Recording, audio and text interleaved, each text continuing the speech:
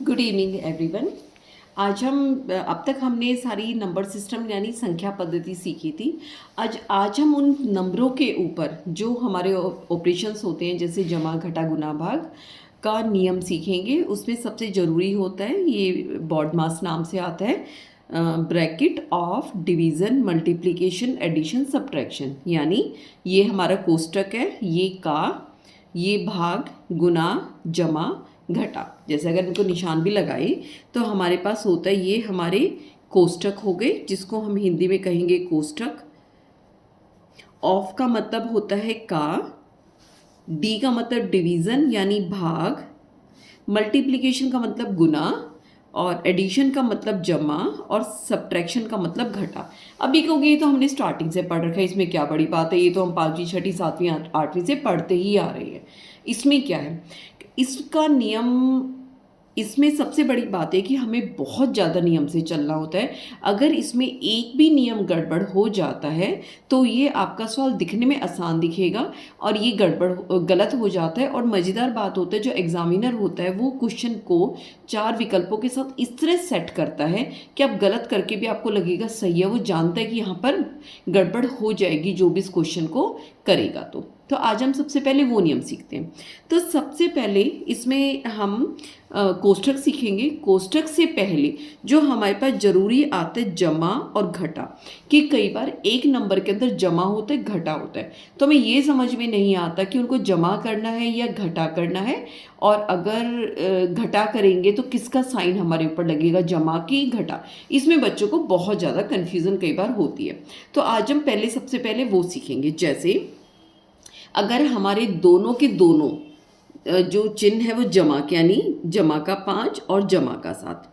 एक चीज़ और याद रखना, जब भी जमा का 5 लिखे तो हमें जमा का 5 लिखने की स्टार्टिंग में सबसे आगे जमा का 5 लिखने की ज़रूरत नहीं होती। अगर सिर्फ 5 लिखा है, यानी यहाँ पर 5 जमा 7 लिखा है, तो हम समझ जाएंगे कि ये जमा का 5 है। ठीक है, जो ये वाला है ये जमा का 5 है। अब ये भी जमा का है, ये भी जमा का है, दोनों एक जैसे हैं। ठीक है ना, यानी दोनों एक जैसी चीज़ है। एक जैसी चीज़ जो होती है, चाहे दोनों आम लगा लो या कह दो कि दोनों घोड़े हैं, दोनों बिल्लियां हैं, जो भी लगाना चाहो आप लगा सकते हो। और एक जैसी चीज़ हमेशा जुड़ती है। ठीक है, जोड़ा तो 7 और 5 कितना हो गया, 12 हो गया। जो चीज़ जो है उनको आप जोड़ोगे, अगर मान लो इनको हम बिल्लियाँ ले लेते हैं, 5 बिल्लियाँ 7 बिल्लियाँ जोड़ोगे तो 12 बिल्लियाँ ही तो बनेगी। यानी जो बनेगा हमारा चिन्ह वो 12 का होगा। और अभी आपको बताया था कि जमा 12 लिखने की ज़रूरत नहीं होती, सिर्फ 12 लिखेंगे तो उनको हम जमा मान लेते हैं। दूसरा होता है, मान लो दोनों घटा क्यों, घटा का 5 घटा का 7।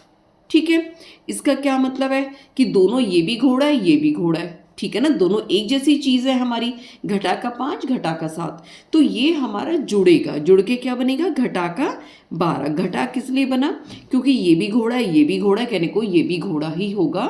और इसको हम ही घटा का 12, इसको हम 12 नहीं लिख सकते क्योंकि वो जमा का 12 बन जाएगा। अगर घटा है तो हमें बताना पड़ेगा कि ये घटा है। ठीक है, यहाँ तक बात समझ में आ गई। एक आधा एग्जाम्पल और कर लेते हैं। जैसे 6 जमा 4 हमारा हो जाएगा 10, क्योंकि ये जमा तो उत्तर हमारा जमा का 10 हो गया। अगर यहीं पे घटा का 6 घटा का 4 होता तो हमारे पास क्या होता, 6 और 4 दोनों घटा के हैं तो ये आपस में जुड़ जाएंगे। 6 और 4 यानी संख्याओं को जोड़ देंगे, 6 और 4 10, जो आगे निशान चिन्ह लगेगा वो हमारा घटा का लगेगा, तो क्या बन जाएगा, घटा का 10। अब दिक्कत आती है अगर एक जमा हो एक घटा हो। ठीक है, यानी एक आपने चीज़ घोड़ा ले ली, एक बिल्ली ले लिया, ये बिल्ली ले ली घोड़ा ले लिया, क्या होगा, ये आपस में अलग अलग चिन्ह है तो एक दूसरे को काट लेंगे, मार देंगे। ठीक है, समझ गए बात को, कि एक दूसरे को खा जाएगा। यानी हम क्या ले लेते, ये बिल्ली ले ली चूहा ले लिया, अगर जो बड़ी चीज़ है वो छोटे वाली चीज़ को खा जाएगी, इसके 6 में से इसको 4 को खा जाएगी, लेकिन 4 इसके खुद के भी मर जाएंगे। ठीक है, तो 4 इसने इसको खा लिया, इसके खुद के 4 खत्म हो गए, तो इसके पास 2 ही बचा। कहने का मतलब ये है, अगर अलग अलग चिन्ह हैं तो हम आपस में इनको घटा करेंगे। तो 6 में से 4 गया तो घट के रह गया 2, चिन्ह कौन सा लगेगा, निशान कौन सा लगेगा, जो बड़े वाले का, जो ताकतवर होता है। यहाँ पे 6 4 के मुकाबले बड़ा है तो यहाँ पर, और इसके पास जमा का निशान है तो हमारे पास जमा का 2 हो जाएगा, जिसको हम 2 ही लिखेंगे। ठीक है।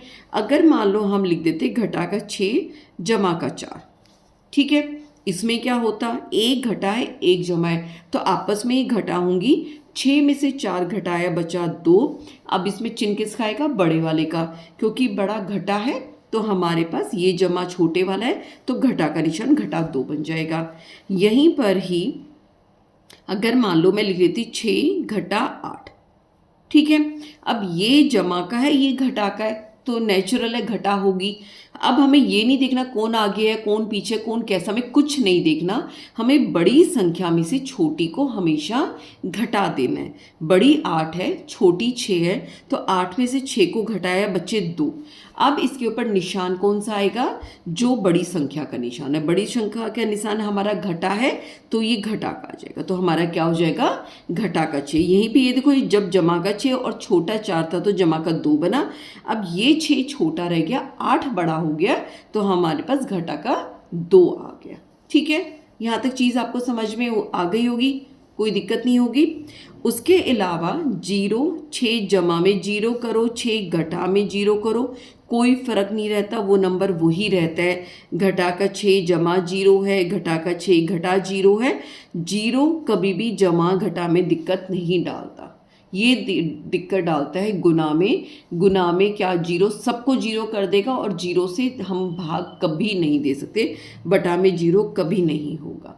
अगर हम किसी भी चीज़ को कितनी बड़ी संख्या 0 से भाग देंगे तो 0 हो जाता है। ये 0 की कहानी है, जमा घटा में इसको कोई फ़र्क नहीं पड़ता। ठीक है, यहाँ तक चीज़ क्लियर होगी जमा घटा करने में।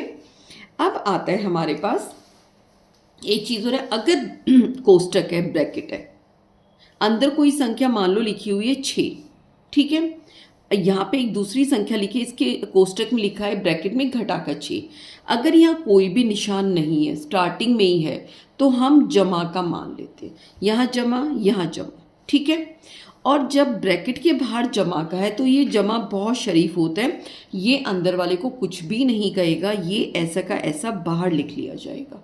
ठीक है, यहाँ पे भी जमा का 6 है, ये इसको कुछ नहीं कहेगा, इसको अपने आप ब्रैकेट हटाने देगा, जो निशान अंदर है वो ऐसे का ऐसे रह जाएगा, घटा का 6।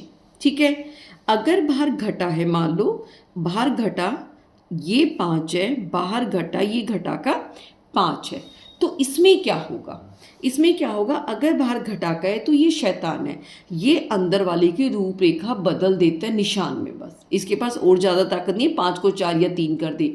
5 तो हमारा 5 रहेगा लेकिन इसके निशान को बदल देगा। अगर ये जमा का 5 है तो ये घटा का 5 बन जाएगा, और अंदर देखो ये घटा का 5 है, 505 रहेगा, लेकिन इस घटा को ये बाहर जमा में बदल देगा, यानी हमारे पास 5 बन जाएगा।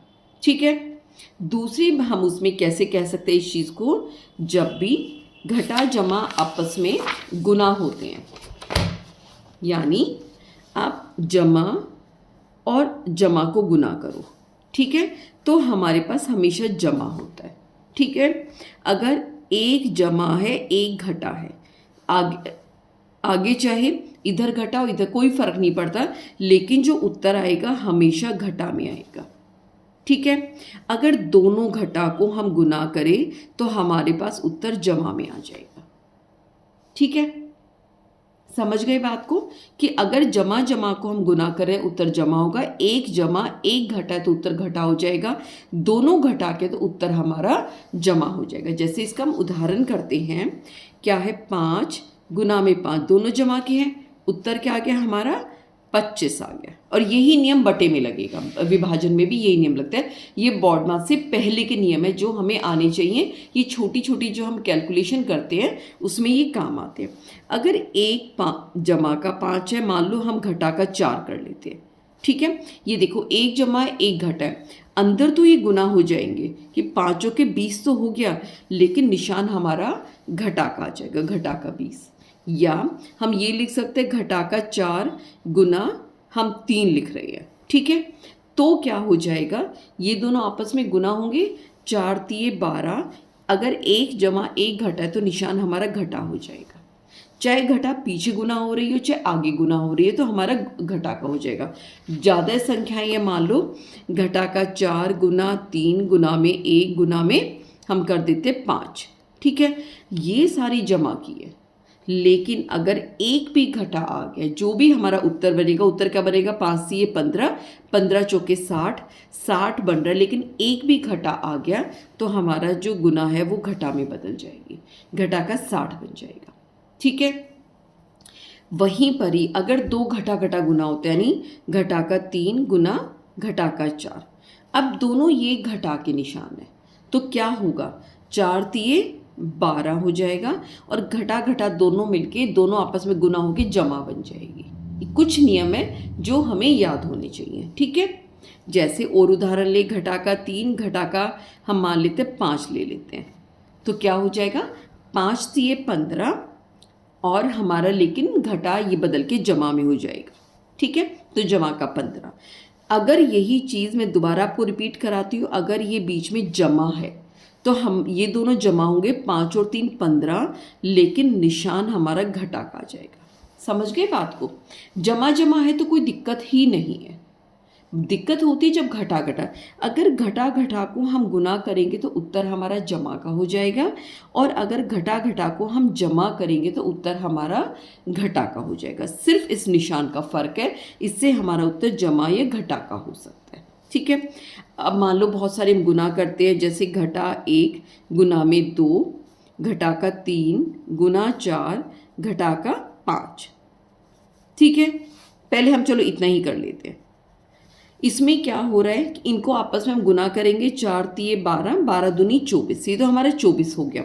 लेकिन ये देखो, ये जमा जमा गुना होके जमा हो गए, और ये घटा घटा आपस में गुना होके ये भी जमा हो गई। अगर कहने का मतलब है, अगर आपका जो घटा है एक बारी आता है तो उत्तर आपका घटा में जाएगा। गुना जब हम ज़्यादा संख्याएं गुना कर रहे हैं, अगर एक घटा है तो घटा में हो जाएगा, अगर 2 घटा गुना हो रही हैं तो हमारे पास जमा हो जाएगा, अगर 3 घटा गुना हो रही हैं तो उत्तर हमारा घटा में चला जाएगा, अगर 4 हो रही हैं, 4 घटा गुना हो रही हैं तो हमारा उत्तर जमा में हो जाएगा, ठीक है। समझ के बात को, अगर आपके ऑड नंबर के घटा गुना आपस में गुना हो रही हैं, उत्तर हमारा घटा में आता है। अगर इवन यानी सम संख्या में गुना हो रही है, यानी 2 4 6 8 इस तरह घटा गुना में हो रही हैं तो हमारा उत्तर जमा में हो जाएगा। यहाँ पे देखो 1 और 2, 2 घटा के निशान है, 2 का मतलब ये सम है तो हमारा उत्तर जमा में आ जाएगा। जैसे एक उदाहरण लेते हैं, घटा का 1 गुना घटा का 2 गुना घटा का 3, इनको हम गुना करेंगे, ये संख्या तो गुना हो जाएंगी, 3 दूनी 6, 6 हो गया। लेकिन क्या हो रहा है, 1 2 3, 3 घटा के निशान है, जो विषम संख्या होते हैं यानी ऑड होते तो हमारा घटा का 6 हो जाएगा। यहीं पे हम घटा का 1 गुना घटा का 2 गुना घटा का 3 गुना घटा का 4 ये बताएंगे तो क्या होगा, 4 तिये 12, 12 दूनी 24, 24 तो हमारा गुना में आ गया, जमा का होगा घटा का होगा। हमें किससे पता चलेगा, 1 2 3 4, 4 घटा के निशान है, यानी ये संख्या हमारी सम है, जो घटा है सम बारी ले रखा है, इवन ले रखा है। अगर इवन है तो याद रखना हमारा निशान घटा वाले सारे किस में बदल जाएंगे, जमा में, तो ये जमा का 24 रह जाएगा। अगर घटा के निशान हमारे ऑड है, यानी ये सम है और ये विषम है, तो हमारा जो गुना होने के बाद जो फाइनल उत्तर आएगा वो हमारा घटा में आएगा, ठीक है। उम्मीद करती हूँ यहाँ तक चीज़ें आपको समझ में आ गई होंगी। इस चीज़ का बहुत ज़्यादा ध्यान रखना है, कई बार होता है लंबा लंबा बहुत मुश्किल सवाल आप करते हो, लेकिन छोटी सी कैलकुलेशन में क्लैरिटी नहीं होने की वजह से आप सवाल को गलत कर देते हो, ठीक है, और फिजूल में नंबर कटते हैं कि इतना मुश्किल सवाल तो कर दिया लेकिन गड़बड़ हो गई, ठीक है। एक बार फिर रिपीट कर देती हूँ मैं, अगर जमा जमा को हम जमा करें चाहे गुना करें, कोई दिक्कत नहीं है, हमारे पास उत्तर जो आएगा वो जमा में आएगा, इधर भी कोई दिक्कत नहीं है, ठीक है। अगर एक जमा है और एक हम घटा को जमा कर रही है, ठीक है। तो जो हमारा उत्तर है वो जमा का भी हो सकता है, घटा का भी हो सकता है, डिपेंड करेगा कौन सी संख्या बड़ी है। अगर हम एक जमा और एक घटा को गुना कर रहे हैं तो हमारा उत्तर हमेशा घटा में आएगा, ठीक है। तीसरा क्या है, अगर हम घटा घटा को जोड़ रहे हैं तो हमारा जो उत्तर होगा वो घटा में आएगा, और इधर हम घटा घटा को गुना कर रहे हैं तो हमारा उत्तर जमा में आएगा। क्यों आएगा? क्योंकि अभी आपको नियम बताया था, अगर हमारा गुना में विषम यानी ऑड है घटा के, तो हमारा जो उत्तर होता है घटा का होता है। और अगर ये सम है यानी इवन नंबर हमने घटा के लिए तो हमारा जो उत्तर गुना वाला वो जमा का हो जाएगा। जैसे यहाँ पे 1 2 2 हमने घटा के लिए, उत्तर हमारा जमा में हो गया। 1 जमा 1 घटा यानी घटा हमने जमा में कोई फर्क नहीं पड़ेगा, कितने नंबर ले लो, सिर्फ हमें घटा से फर्क पड़ता है। घटा हमारा 1 है यानी विषम ऑड नंबर है, तो हमारा उत्तर घटा में आ गया। उम्मीद करती हूँ यहाँ तक सारी चीज़ आपको क्लियर हो गई होंगी, ठीक है। अच्छा, इसमें हम घटा का इसलिए नहीं सीखेंगे क्योंकि क्या होता है, अगर आपका मान लो 4 घटा अंदर क्या है, जमा का 4 है, ठीक है। हम और कोई नंबर लेते, जमा का 2 है, तो आप कहेंगे तो मैंने नहीं सीखा हुआ। नहीं, सीख भी रखा है, चल जाएगा काम, चलो वो ज़्यादा कॉम्प्लिकेट नहीं करते चीज़ों को। और ब्रैकेट में आपने सीख ही लिया, बाहर जमा का है तो हमारा ऐसे ही बाहर आ जाएगा, और अंदर बाहर घटा का निशान है तो हमारे पास घटा का उत्तर आ जाएगा, ठीक है। इतनी चीज़ आपकी क्लियर हो गई। अब हम आगे सीखते हैं।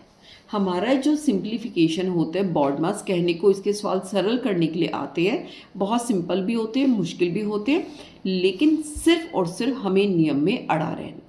सबसे पहले आता है बी। बी का मतलब इंग्लिश में हम कहेंगे ब्रैकेट और हिंदी में कहेंगे कोष्टक, ठीक है। इसमें क्या होता है, ब्रैकेट के अंदर हमारे पास 4 तरह की होती है, यानी 4 टाइप्स की होती है। कौन कौन सी होती है? एक ऐसे ऊपर निशान लगा होता है किसी भी संख्या के ऊपर, दूसरी हमारी ये होती है, तीसरी हमारी देखो ऐसे बनाएंगे, ऐसे यहाँ से स्टार्ट होती है, फिर थोड़ी सी बाहर ऐसे आएगी, फिर इस तरह, ये हमारी तीसरे नंबर की होती है। चौथी हमारी ऐसे बड़ी होती है, ठीक है। इसको हम कहते हैं रेखा है, तो इसको हम कहते हैं रेखा कोष्टक। ये बहुत बारी आपको क्वेश्चन में होगी, नजर नहीं आएगी, गायब दिखती है आपको, तो इसका हमें स्पेशल ध्यान देना है, ठीक है। इसको हम कहते हैं क्या कहते हैं, छोटी में क्या स्मॉल कहेंगे, क्या कहते हैं इसको, इंग्लिश में तो स्मॉल ब्रैकेट कहते हैं, इंग्लिश में शायद कहते हैं इसको हिंदी में छोटी कोष्टक। इसको हम छोटा कोष्टक, आपको कहीं लिखना नहीं होगा, बस पता होना चाहिए। और इंग्लिश में कहते हैं इसको स्मॉल ब्रैकेट, स्मॉल भी कह सकते हैं, सिंपल भी कह सकते हैं। और ये आपकी होती है बार ब्रैकेट, ठीक है। इसको ही क्योंकि बीच की होती है, हम इन 3 को लेके चले, ये हमारी होती है मंझला कोष्टक, और ये हो जाती है हमारी बड़ा कोष्टक, ठीक है। इंग्लिश में इसको कहेंगे कर्ली ब्रैकेट, और इसको कहेंगे हम स्क्वायर ब्रैकेट। 4 तरह की हमारी ब्रैकेट्स होती है।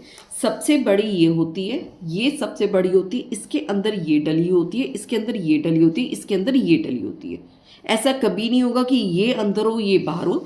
जैसे मैं आपको दिखाती हूँ लिख के, ये हमेशा इस तरह से लिखी मिलेगी अगर चारों की चारों ब्रैकेट है। सबसे अंदर होगी हमारी ये, जैसे मैं लिख देती हूँ 7 जमा 4 जमा 6 करके, फिर मैं ये वाली ब्रैकेट लगाऊंगी जो हमारी कर्व वाली होती है ना छोटी। इसके बाद मैं लिख देती हूँ 7 जमा, तो उसके बाद जो आएगी हमारी ये वाली ब्रैकेट आ जाएगी। उसके बाद मैं लिख देती हूँ मान लो 3, उसके बाद सबसे बड़ी हमारी ये वाली ब्रैकेट होती है। ये इनका नियम होता है। सबसे पहले हमें इसको, जब हम सवाल को सॉल्व करने बैठेंगे, हल करने बैठेंगे, सबसे पहले इसको हल करेंगे, ठीक है। जैसे इसको हल किया तो क्या हो गया, 3 7 जमा 6, 7 और 4 को जोड़ा तो हमें मिल गया 11। अब हम इसको हटा सकते हैं, ठीक है।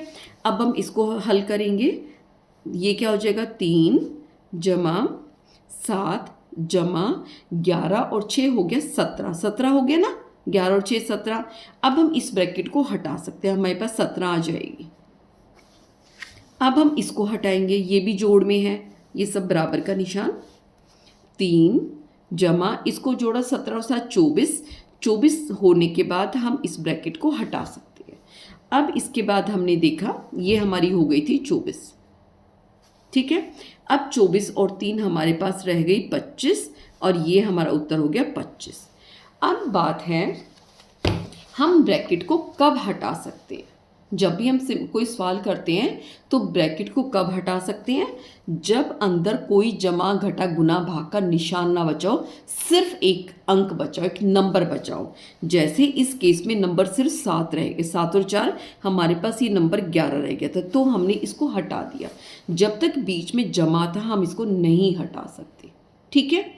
उसके बाद आपने देखा होगा जब ये 17 हो गया तो हमने इसको हटाया, नहीं तो हम नहीं हटा सकते थे, ठीक है। कहने का मतलब ये है, मान लो एक ब्रैकेट 7 जमा 11, क्या हम इसकी ब्रैकेट हटा सकते हैं? नहीं हटा सकते। कब हटाएंगे? पहले हम इनको जोड़ेंगे, 11 और 7 18, ये नंबर रह गया। अब क्या इसमें जमा घटा गुना भाग का कोई निशान है? नहीं है, तो हम इसको अब हटा सकते हैं। अब 18 कर दिया, हम इसको नहीं हटा सकते, ठीक है।